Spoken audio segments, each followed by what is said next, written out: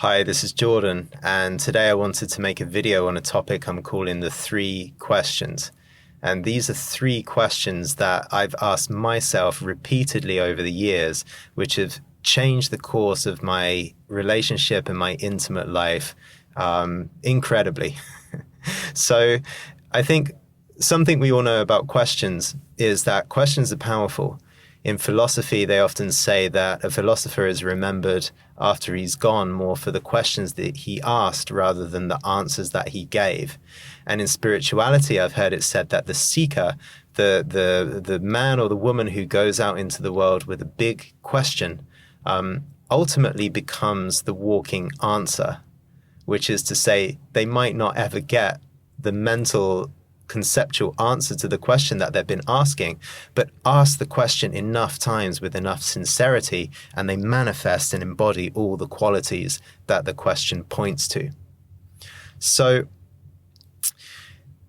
I've had a long and winding road to figure out intimacy and women and relationships and love. I think probably like you, if you're watching this video along with me.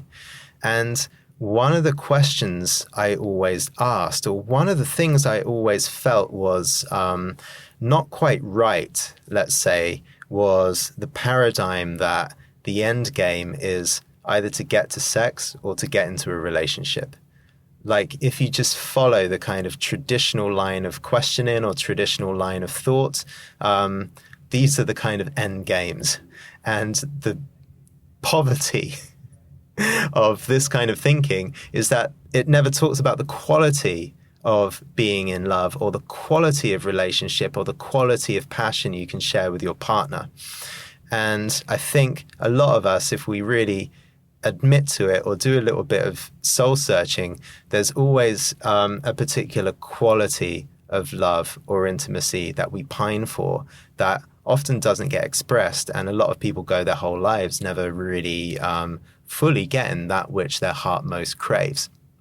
So a question that I've asked myself massively over the years is just how high and deep can love, sex, and intimacy go? Like, what is the peak experience in this realm? What is the highest of the high that I can feel or know with a woman? And how do I then get there? So that, I understand, is like 3 or 4 questions kind of smushed into one. But essentially I'm asking, what is the peak of the mountain? Like, what is the kind of Mount Everest of passion and intimacy? And how do I get there? So I sat in this question for a long, long time, and bit by bit, I would start to discover it. One peak moment for me was having a woman admit to me that she was in love with me, and then me feeling the same and saying that back, and having not expressed or said the words "I love you" for quite a long period of time in my life, to actually be sat there eye to eye, face to face with her, heart to heart, feeling her vulnerability, feeling my own, and then she before me actually took the courageous step to say "I love you," and I knew that it was true. Just to have that meeting with a woman where we were both eye to eye together in the same moment, feeling the same thing and actually sharing it, blew me apart in the most incredible way. Showed me that something was possible, showed me just how lovable I was for being myself. And it ripped all my previous conceptions of I have to kind of hide. I can be sexy and I can be cool, but I have to kind of hide the tenderness in my heart. It ripped all those conceptions apart, and all of a sudden I was launched into a new level of vulnerability, which felt extremely alive and invigorating. And it was completely a game changer. So saying I love you to your partner and actually meaning it and then getting that back in return, that might be quite a common thing for many of you. But you can still ask the question, is that the peak of the mountain? And I've had experiences of increasing intensity of meeting a woman and being able to pause and to slow down time somehow. I think when we go into a real intimate encounter, it's like her and us get caught in this bubble, this frozen moment in time where everything stands still and there only exists the two of us. In that moment, really miraculous things can happen. Something happens when the heart can actually break open, both in the partner and in us. The eyes can just water for seemingly no reason with tears of joy. It's this very weird mixture of the heart breaking open in complete grief, like, how have I lived all my life without ever having this before? And what an ecstasy to sit here in this moment with you and experience this. It's like, these are two souls meeting. We're soulmates right now. We're having this moment together. And it can be very interrupting. An incredible joy and ecstasy. Like, finally, I've scaled the top of the highest mountain because my heart is blown open. Literally, it's like, I don't know what I was going to do today. Nothing matters. I'm living like the whole meaning of life right now. It's ecstatic.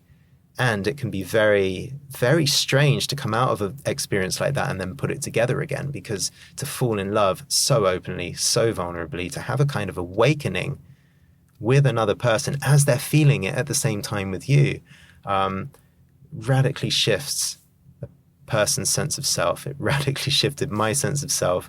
It radically shifted my bar for what is possible in relationships. And so for many, many years, I was really traveling around looking for these peak experiences, looking to be more expanded and have these epic moments. And I felt like a strange mystic, like a strange traveler, wanting to know more and more of what was out there in the realm of love. And what I came to discover, and this really flipped a lot of things on its head for me and the whole way I see relationships, what I came to discover is that moment of feeling complete, timeless, complete attunement, complete being together, completely in the moment with full trust and full openness with a partner, even though it felt like the rarity and the oddity that I had those moments, in the long run, I don't think that those moments should be the rarity at all. In fact, I think such a mystical moment of two people coming together in such attunement and such togetherness actually should be the baseline for our relationships. And the reason I say it is this: there are moments in the course of an intimate relationship where things are going to get extremely hard. Like, your entire reasons for being together are going to be tested. One or both of you is going to get triggered into their biggest pull away or blame the other moment, and the relationship is rocked. Like, you might not make it. Literally, it's that moment of you and your woman or you and your man getting to a certain time, and it's like, wow, these differences may be irreconcilable. And so in those kinds of moments, you got to know, is it worth it? Like, is the intimacy that you and I share worth fighting for and taking a stand for? If you look at the breakup rate and the divorce rate, it's obvious that so many couples don't have enough to fight for. And I thank God that in the early moments with my girlfriend, we had such an abundance of this mystical, timeless state that we could share together, that no matter how badly things get in our relationship, or how forgotten some of the great moments feel when we get carried away with life, we know that we've got some peak experiences in our past, in our bag, that we can come back to. We know each other's potential. I've seen my woman with her heart just completely blasted open, and she's saying, this is the real me.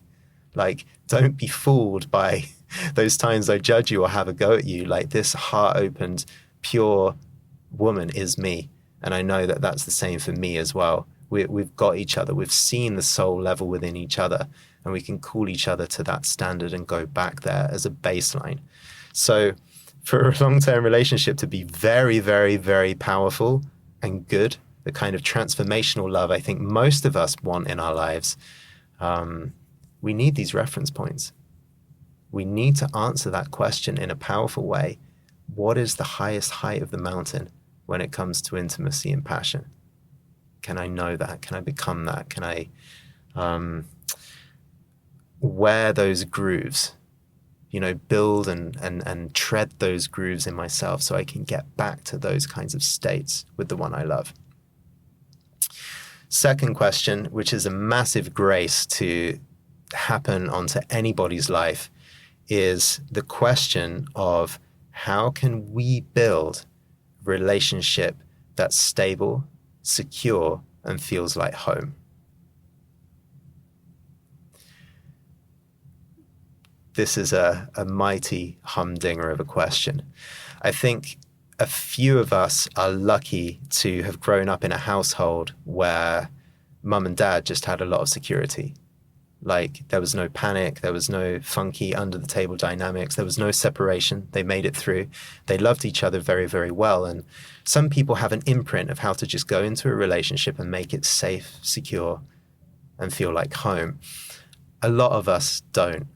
Like, a lot of us have suffered tragedies, loss, some trauma, some real sadness in the first few formative years of our lives. And so when we become adults, we can be incredible lovers. We can have an incredibly sincere heart. But the question of how can we feel good about committing, and how can we feel safe, and how can we meet the other person's needs exquisitely and get our own needs met without overgoing our boundaries, and all of these really tricky questions can be very, very difficult, extremely difficult. And so how can we create a relationship? Because we're doing it together. It's not how can I create a relationship, it's how can we, the two of us, take on the appropriate workload so that we can come together and create a relationship that feels like home for both of us. Like, when we are in the company of the other person, we can relax in such a fundamental way because they know us. They're with us. They accept every single part of us. And even if they struggle to accept every single part of us, their practice is to do that more. So to find a relationship that feels like home, I can be more me with you than I can be anywhere else in this world, I think is one of the deepest human longings, to find in another person a refuge. And my girlfriend and I travel a lot. I know a lot of you watching this channel travel a lot. To know that we are so much more nomadic and unattached to our place of origin in this generation than at any other time in history, to be kind of ripped from tradition and culture, it means one hell of a lot to know that we've got a home that we can go to. And so how do we build that sense of home?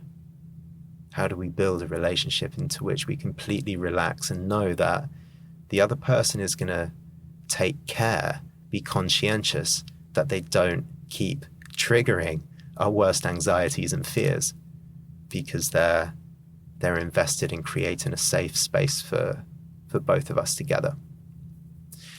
This is one hell of a topic. There are libraries full of books, a lot of channels and podcasts just dedicating to this one theme. But the second question is, how can I create a relationship that's safe, stable, and feels like genuine home for both of us? If you get somewhere with that inquiry and embody some of the answers to that inquiry, imagine what it will do for your life to be having that with the woman or the man of your dreams. So question number 3, this only really becomes a possibility once, well, for me, it only became a possibility once I had some kind of real progress with question 1 and question 2. But the third question is just how incredible, powerful, influential can we become as individuals and as a couple? So this question invites this kind of upward spiral. How powerful can we become if we know how to get to epic states of passion together? You know, the sex and the loving moments that just make you feel like you're living life and everything is worthwhile. You know, you can die complete. If you're completely safe, like you've got a real safe base, then what happens to a couple that have got these things? How high can it go? And this is a fascinating question because I don't think it has any end. That's the question, like, what's beyond outer space? What is your potential? What is my potential? And really importantly in all of this is, how can we interact with each other with dynamics, with ways of assurance, with ways of positive challenge and feedback, with ways of giving love and seeing each other's gift and the gold within each other? How can we do that in a way so that we both continually grow, expand, and develop month after month to become more of who we really are? That, I think, is a sacred pursuit. Most men know, most men I work with, let's say, know that there is a potential, like a sense of kingship that is theirs to embody. Like, they know deep down that they are someone who's grand and magnanimous and just has something extraordinary to express and to give to the world.